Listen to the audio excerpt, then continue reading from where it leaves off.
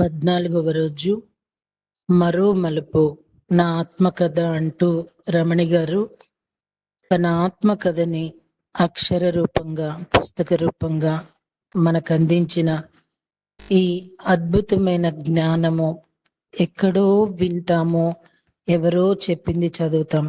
But మన కళ్ళ ముందు మన పిరమిడ్ మాస్టర్ తాను ధ్యానం ద్వారా, జ్ఞానం ద్వారా, ఆత్మశక్తి ద్వారా తనని తాను, తన జీవితాన్ని ఎలా వ్యాధిని జయించి మరొక మలుపు తిప్పుకున్నారో ఎంతో హృదయంగా తెలియజేస్తున్నారు. మరి ఈ రోజండి అష్టాంగ ప్రాణాయామం అంటూ చెప్తున్నారు, చూద్దామా? మంచి రోజులు రావాలంటే చెడు రోజులతో పోరాడాలి. మార్పు మనం అనుకున్నంత తేలికైంది కాదు, అలా అని అసాధ్యం కూడా కాదు. దేనికైతే నువ్వు భయపడి వెనకడుగు వేస్తావో అదే నిన్ను మళ్ళీ వెంటాడుతుంది. ఒకసారి ఎదురెళ్ళి చూడు, ఆ భయమే నీకు భయపడుతుంది. మొట్టమొదటి నుండి నేను ఏదైనా జ్ఞానం కోసం పుస్తకం తెరిస్తే సెల్ఫ్ మెడిటేషన్ ఎంతో బాగా చేసుకొని అలాగే సాధన చేసేదాన్ని. సాధన చేసే ప్రక్రియలు, విధానాలన్నీ చక్కగా ఒక నోట్బుక్ లో రాసుకునేదాన్ని. ప్రాణాయామం చేయటానికి బ్రహ్మ ముహూర్తం అనువైనది. ప్రాణాయామం అంటే తెల్లవారుజామున 3:45 నుంచి 6 గంటల వరకు బ్రహ్మ ముహూర్తం. ఈ బ్రహ్మ ముహూర్తం సమయంలో యోగులు, ఋషులు, సన్యాసులు, సాధకులు గొప్ప పనులు చేయాలని లక్ష్య సాధన కలిగి ఉన్న వ్యక్తులు, అనేక రకములైన వాళ్ళు ఈ సమయాన్ని ఎంచుకొని సాధన చేస్తారు. ఈ యొక్క సాధనలో పొట్టను ఖాళీగా ఉంచుకొని పొట్టలో ఏ విధమైనటువంటి పదార్థం లేకుండా పొట్టని శుద్ధి అంటే 2-3 గ్లాసుల గోరువెచ్చని నీళ్లు తాగి శంఖ ప్రక్షాళన ప్రక్రియ ద్వారా చేసుకోవాలి. ప్రాణాయామం అంటే ప్రాణశక్తిని విస్తరింపచేసి అదుపులో ఉంచటం. ప్రాణమనగా జీవనం, ఆయామాయమనగా పొడిగించుట లేదా పెంచుట. ప్రాణాయామం మనస్సును ఏమాత్రం ఏకాగ్రం చేయడానికి, శరీరాంతర్గత నాడీ శుద్ధి తోడ్పడుతుంది. ఇందులో 3 రకాలు ఉంటాయి: కుంభక స్థాయి, రేచక స్థాయి, నిదాన స్థాయి. ప్రాణాయామంలో ముఖ్యంగా 8 రకాలు ఉన్నాయి. వాటిల్లో కొన్ని ప్రాణాయామం గురించి తెలుసుకుందాం. భ్రస్తిక ప్రాణాయామం, అనులోమ విలోమ ప్రాణాయామం, ఉజ్జయిని ప్రాణాయామం, భ్రమరి ప్రాణాయామం, కపాలభాతి ప్రాణాయామం. ఈ అష్టాంగ ప్రాణాయామం ఆరోగ్యానికి మాత్రమే కాదు, అన్ని విధాలా ఇది ఎంతో శ్రేయస్కరం. ఇలా జ్ఞాన సముపార్జన వీడియోల ద్వారా, గ్రంథాల ద్వారా చదవటం, వినడం, అలానే చక్కగా నోట్స్ ప్రిపేర్ చేసుకోవటం, దాన్ని సాధ్యమైనంత వరకు ఆచరణలో పెట్టటం, ఇంకా నా ఆత్మీయులతో ఆచరింప చేయటం నాకు మొదటి నుంచి ఉన్న అలవాటు. అందుకే నేను కేవలం శారీరకంగా నీరసిస్తున్నాను కానీ మానసికంగా ఏమాత్రం చెలించటం లేదు. మన పత్రిజీ చెప్తుంటారు మనందరికీ, మన వ్యక్తిగత సమస్యలు ఉంటాయి, అయితే మన వ్యక్తిగత సమస్య మనం జ్ఞానాన్ని తెలుసుకుని ఆచరించడం ద్వారా మాత్రమే పరిష్కరించబడుతుంది అని బ్రహ్మర్షి పత్రిజీ ఎప్పుడూ చెప్పేవారు. కష్టాలను ఎదిరించే దమ్ము, బాధల్ని భరించే ఓర్పు ఎప్పుడైతే నీలో ఉంటాయో అప్పుడు జీవితంలో నువ్వు గెలవబోతున్నావని అర్థం. నిజానికి నాలో ఆ దమ్ము, ఓర్పు ఉన్నాయి. రోజు రోజుకి శారీరకంగా చాలా నీరసించిపోతున్నా తొణకకుండా, బెణకకుండా చాలా సైలెంట్ గా ఉంటూ, నచ్చిన పుస్తకాలు చదువుకుంటూ, నచ్చిన జ్ఞానం మాత్రం తీసుకొని ప్రశాంతంగా ఉన్నాను. అన్ని వేళలా, అన్ని సమయాల్లో పాజిటివ్ గానే ఆలోచనలు ఉంచుకుంటూ ఓపిక నా ఆయుధంగా చేసుకుని అడుగులు ముందుకు వేస్తున్నాను. మనం ఏది ఆలోచిస్తున్నామో దానిని గమనించాలి. సంతోషంగా కాసేపు ఆలోచించాలి. అన్ని సంఘటనలు అంతర్ ప్రపంచంలో నుండే బాహ్య ప్రపంచంలో రూపుదిద్దుకుంటున్నాయి. అంతరాత్మకు అనంతమైన శక్తి ఉంది. దానికి హద్దులంటూ ఏమీ లేవు. ఆలోచనలే వాస్తవాలను సృష్టించుకుంటాయి. ఎట్టకేలకు మనం వైద్యం చేయించుకోవటానికి మరియు మన జీవితంలో అతిపెద్ద సానుకూల మార్పును సృష్టించటానికి సిద్ధంగా ఉన్నప్పుడు మనం అందరినీ గురువుగా చూడటం ప్రారంభించాలి. ప్రతి సంఘటనను అలాగే వ్యక్తులను, ముఖ్యంగా మనల్ని ప్రేరేపించిన వారిని గురువులుగా భావించి చూడాలి.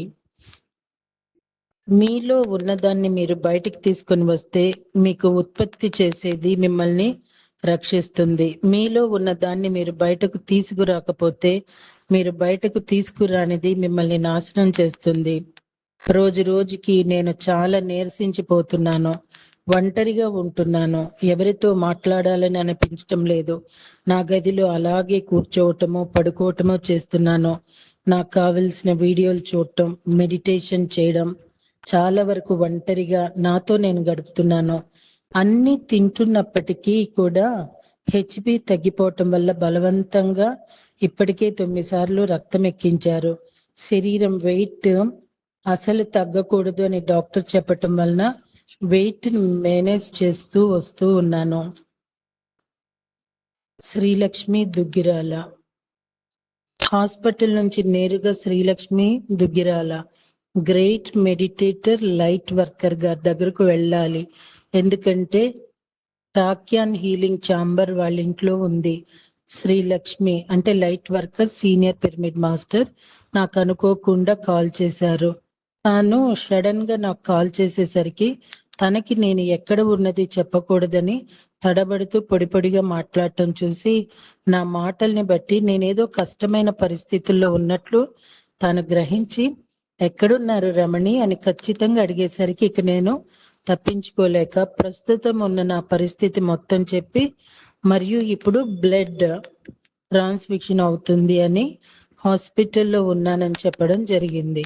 అప్పుడు వెంటనే శ్రీలక్ష్మి తన ఇంట్లో ఉన్న టాక్యాన్ హీలింగ్ సెంటర్కి రమ్మని చెప్పడంతో నేను వెంటనే శ్రీలక్ష్మి ఇంటికి వెళ్ళడానికి నిర్ణయించుకున్నాను. ప్రతిరోజు ఎనర్జీ సెంటర్లో కాంతి ప్రసరణ అంటే రేడియేషన్ అయిపోయిన తర్వాత నేను శ్రీలక్ష్మి ఇంట్లో ఉన్న హీలింగ్ సెంటర్కి వెళ్ళడం జరుగుతుంది. టాక్యాన్ హీలింగ్ ఛాంబర్ ఎంతో కాలంగా ఎదురు చూస్తున్న స్వర్ణయుగం భూమికి చేరుకుంటున్న తరుణంలో ఫీనిక్స్ గ్రూప్ లో కోరి టీం మన వాళ్ళకి హీలింగ్ సంకేతాలను ప్రారంభించమని ప్లైడియన్స్ ని కోరారు. ప్లైడియన్స్ సహకారంతో వారు టాక్యాన్ హీలింగ్ ఛాంబర్ ను వృద్ధి చేశారు.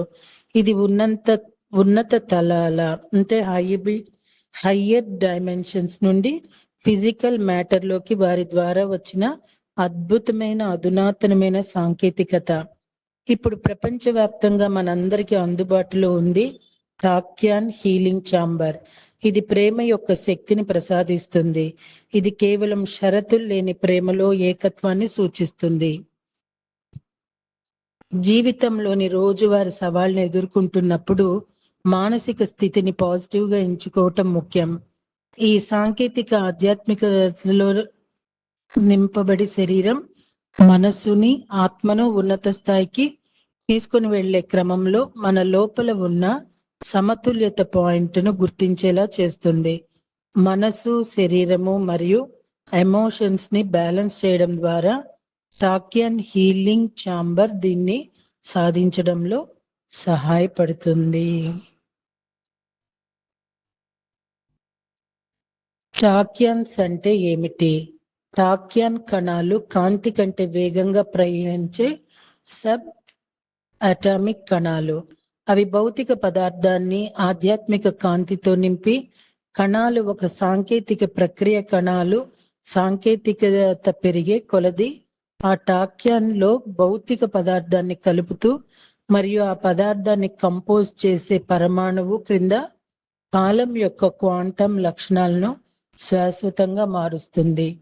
టాకీ సాధారణమైన హీలింగ్ మరియు హార్మోనిక్ ప్రభావాన్ని కలిగి ఉంటాయి. ఇవి గురుత్వాకర్షణ, విద్యుత్ అయస్కాంత మరియు బలహీనమైన అణుశక్తి ఫలితంగా ఏర్పడి అన్ని శక్తి క్షేత్రాలను పూర్తిగా సమన్వయం చేయగలవు.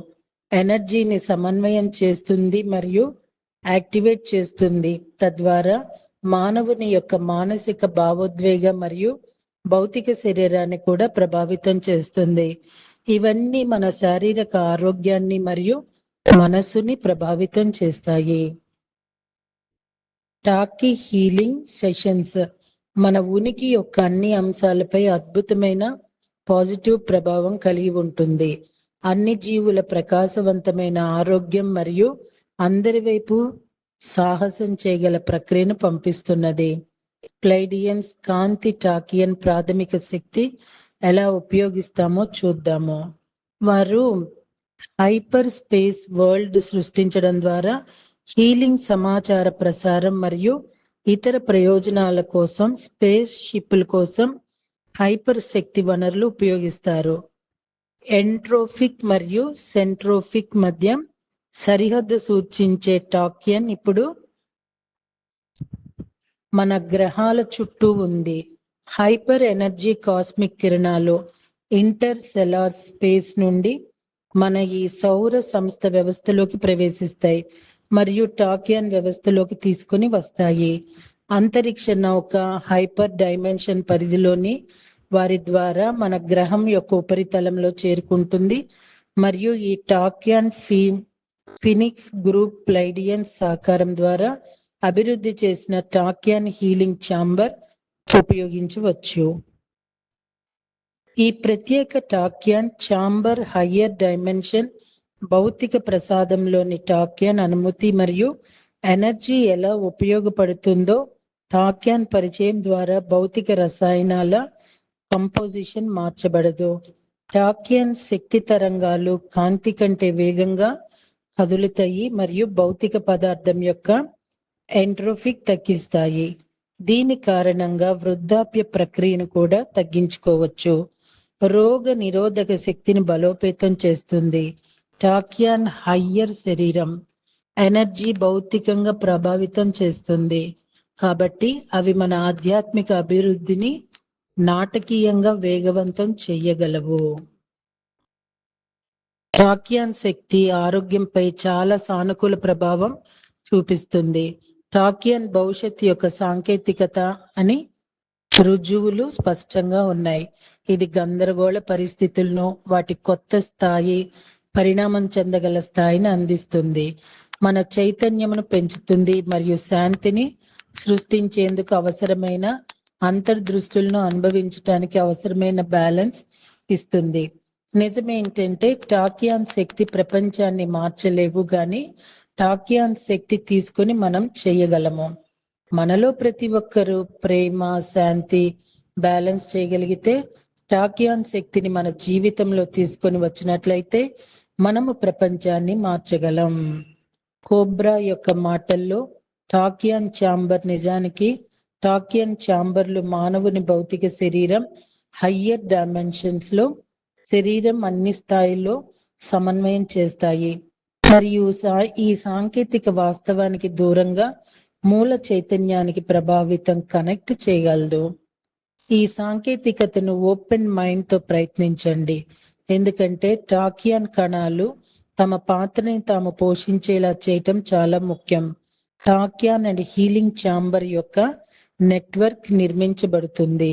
మానవ జాతి యొక్క సర్కిల్లో మ్యాజికల్ సాంకేతికాలను మరింత విస్తృతంగా పరిచయం చేయటమే లక్ష్యం. రోజు శ్రీ లక్ష్మి గారి టాకియన్ హీలింగ్ ఛాంబర్కి వెళ్ళి 30 నిమిషాలు ఎనర్జీ తీసుకుని వస్తున్నాను.